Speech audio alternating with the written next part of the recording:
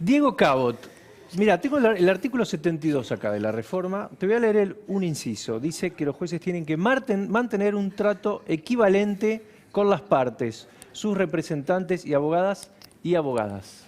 Abogados y abogadas, porque Abogados y está toda abogadas. hecha con el femenino y el masculino.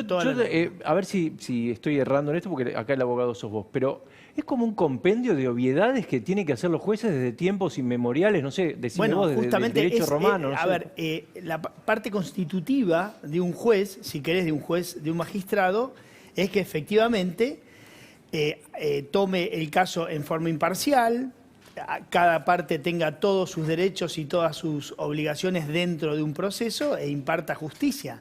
Justamente de eso se trata ser juez, ¿no? Este dictamen incorpora en el artículo 72 como decís, un compendio de obviedades. Pero hay una que no es una obviedad. Claro, Ahora, la L, pero te voy a leer la obviedades. F, mirá. Evitar que el clamor público y el miedo a la crítica incidan en sus decisiones. Podemos incluir a un montón de... A mí se me ocurre algunos casos federales muy resonantes en el último tiempo. Si querés, el más resonante, el caso Maldonado, que intervino la justicia federal, no te olvides, de Chubut, ¿no? ¿Te acordás? Sí. El primer juez y después el juez Otranto. El juez Otranto, que después queda en manos del juez Geral. Claro. Bueno, ese caso, prácticamente todo el arco político, amplísimo, cuando decimos arco político estamos solamente hablando de los políticos, sino de toda persona que tiene casi, te diría, que peso en la opinión pública o que se puede expresar, se expresó sobre ese caso, ¿no? Entonces ahí habría centenares de miles, por llamarlo de forma, de delitos cometidos, ¿no? Perdón, las movilizaciones por el 2x1 ¿Se acuerdan por ejemplo, cuando fue claro, el caso del 2x1? Tenés razón, mirá qué buen ejemplo. Bueno, ahí el 2x1 no se podría haber, no se podría haber vuelto para atrás. Déjeme darle la bienvenida a Roberto Gargalea y seguimos hablando con él. Roberto, ¿qué tal? Gracias por atendernos. Lo tengo acá, ¿no? ¿Qué tal? ¿Cómo estás? ¿Qué tal? No sé si tuvo la posibilidad de leer el dictamen o más o menos tener una idea de por dónde va. Tengo una idea, sí. Sí. ¿Cómo lo ve? ¿Sobre el artículo 72 o sobre en general el proyecto? No, en general el proyecto, después vamos al artículo 72. No, el proyecto yo lo comparo un poco con la voladura de Río Tercero. Digamos que por razones privadas vinculadas con un crimen particular, vuelo, digamos, toda la fábrica de armamentos, digamos, para poder encubrir mi crimen. Un hecho que da para un argumento de un cuento de Borges, ¿no? Y acá yo creo que hay algo parecido, que es por un asunto personal se vuela, digamos, la estructura de Comodoro Pi, digamos, ¿no? Ese es un poco lo que yo veo en el fondo, ¿no? Uh-huh. ¿Y el artículo 72 específicamente? Ahí yo diría, me parece que lo veo como un anzuelo, ¿no? Y por eso sugeriría tampoco no colgarse de ese anzuelo, que me parece que es un excelente modo que tiene, en este caso el kirchnerismo, para hacer escandalizar a la oposición. Y cuando están todos escandalizados por ese artículo, lo retira y entonces uno termina aplaudiendo qué bien la reforma porque ahora retiró ese artículo, ¿no? Entonces, lo que sugeriría es no entusiasmarse en la crítica a ese artículo, porque me parece que es, digamos, claramente inconstitucional, pero me parece que también es un cazabobos, ¿no? Entonces uno se queda ahí peleando contra ese artículo, cuando entonces luego me lo sacan y dicen, ahora sí te gusta la reforma, bueno, entonces tómala, ¿no? Ya hicimos lo que me habías pedido. Lo que te asustaba, te lo sacamos. Es una estrategia, digamos, claro. Roberto, Lo veo así. ¿cómo ves la estrategia de la oposición de no abrir al diálogo o de no pensar alternativas o de no sentarse a dialogar, en el sentido de que por ahí también es usado como una forma de decir, bueno, ellos no quieren una reforma, ellos quieren el status quo y no quieren otra cosa? Entonces, ¿crees que es la mejor estrategia? ¿Recomendarías otra? Claro. ¿Cómo lo pensás? No, yo recomiendo siempre el diálogo. Ahora, por supuesto, es insólito a nivel mundial, digamos, porque todos los países estamos atravesando la misma situación de ultraemergencia y en ningún lado ha aparecido un proyecto de reforma de esta envergadura en medio de la pandemia. Todos están cuidando la cama, las vacunas, digamos, la emergencia. Entonces, hay algo que es muy raro, diría, a nivel mundial.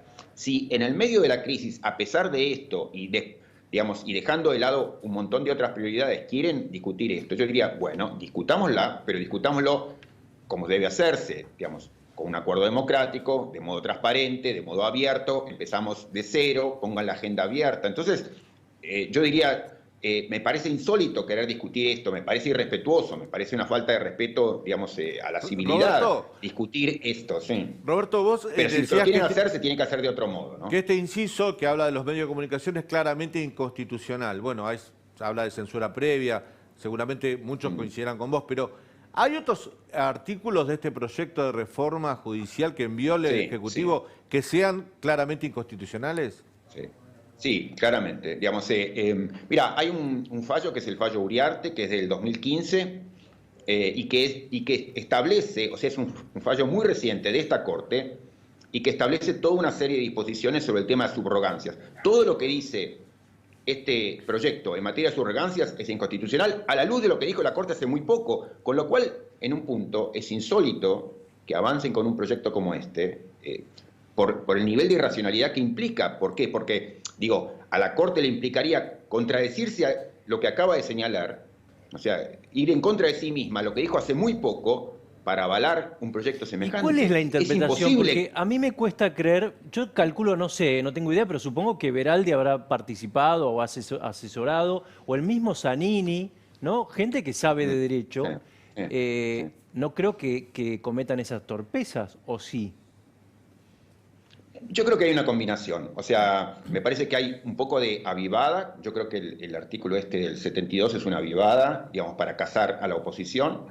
Después, Y el otro, me parece el que hay decía recién de la Corte, ese que... el de la subrogancia. Sí. Yo creo que es una apuesta a ver, digamos, o sea, eso es lo que más le interesa, yo creo que al caso personal que está ahí involucrado, que es el de la vicepresidenta, digamos, necesito jueces subrogantes que atiendan a mi causa, o sea, que sigan, digamos, esto en el trámite con un juez subrogante que yo designe, ¿no? Y entonces es una apuesta desesperada y es a ver si sale. Eso por eso digo, entonces el artículo cazabobo, digamos así, el 72, puede servir para asustar. Claro, para esconder una cosa como la otra. ¿Y el otro? Entonces, el otro ya... Ahora, Roberto, lo de subrogancia es completamente, digamos, insostenible, ¿no? Pero, Roberto, a la luz de lo que dijo la propia Corte, ¿no? Claro, muy recientemente. Pero desde ese punto de vista, recién Pancho te preguntaba que hay juristas que asesoran a la vicepresidenta y que evidentemente, yo creo que Zanini...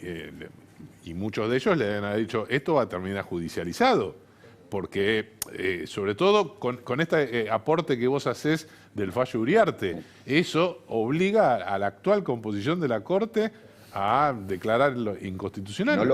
Claro.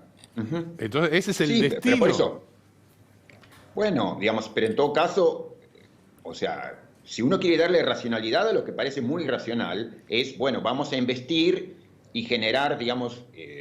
tensión social, o el enemigo está allá, la Corte es el enemigo también, entonces ponerla contra la pared. Supongo que es la única apuesta para tratar de darle racionalidad a algo que, o sea, para tratar de entender la lógica de algo que aparece como muy racional. Esto está destinado a ser fulminado judicialmente en 5 minutos. Entonces, y hay todas las razones, o sea, le sería imposible a la Corte contradecirse de modo tan manifiesto con algo tan importante. Entonces, está destinado a ser fulminado constitucionalmente. Por eso es raro, salvo decir, bueno, como esta es la última apuesta que podemos hacer para salvar ciertas, digamos, para el tema impunidad, digamos, hagamos esa apuesta, encubrámoslo con este otro artículo que asustan, sacamos es lo único que veo como para darle racionalidad a algo que me parece insostenible, ¿no? Porque es jurídicamente insostenible y políticamente irracional, ¿no? Roberto, ¿qué otro artículo o qué otra parte del dictamen o del proyecto de ley cree que se esconde detrás de este famoso artículo cazabobo, ¿no? ¿A qué otra cosa o qué otro instituto que está ahí en el articulado le tiene temor? No, tendría que pensar, digamos, hace unos días un respetadísimo colega, Alberto Binder, digamos, dio una explicación acerca de lo que entendía como la lógica de lo que se estaba haciendo, que era cómo las viejas mafias que vinculan a estudios y digamos, y parte de Comodoro Pi buscaban su autopreservación, ¿no? Entonces, la idea de reforzar juzgados más que fiscalías para solidificar la vieja mafia, digamos, en momento en que la mafia estaba en crisis. ¿Por qué? Porque Comodoro Pi no es lo que era, digamos, ¿no? O sea, ya algunos se han muerto, algunos se han ido, digamos. Yo creo que algo de eso puede haber, pero sobre eso estaría especulando, no lo puedo decir. ¿Y la unificación de fueros, cómo la ve? No, me parece que va en ese sentido, digamos, esa era un poco la lógica que explicaba Binder, ¿no? Bien. Roberto, ¿cómo crees que se debería pensar la relación entre clamor popular y justicia? Digo, a lo largo de la historia hay diferentes momentos en los que el clamor popular hizo avanzar la justicia. Digo, el juicio a las juntas y los diferentes juicios que se sucedieron en el contexto de la transición democrática están muy relacionados con la movilización de la sociedad civil. ¿Cómo ves ese aspecto? ¿Cómo lo pensarías vos? No, es una pregunta que nos lleva a otro lado, pero, digamos, es una cuestión más teórica del derecho. Yo entiendo que, digamos, debe haber el derecho, de hecho, se construye en parte a través de la discusión pública, digamos, en parte a través de movilizaciones. Por ejemplo, no sé, la influencia de lo que fue el feminismo durante muchos años, digamos, hizo cambiar el derecho, y es importante que el derecho haya podido receptar eso, como el derecho pudo receptar, no sé, las manifestaciones de Martin Luther King o, digamos, de los defensores de los derechos de los afroamericanos. Y eso es muy importante, que el derecho pueda ser sensible. O en América Latina, en materia de derechos humanos también, digamos.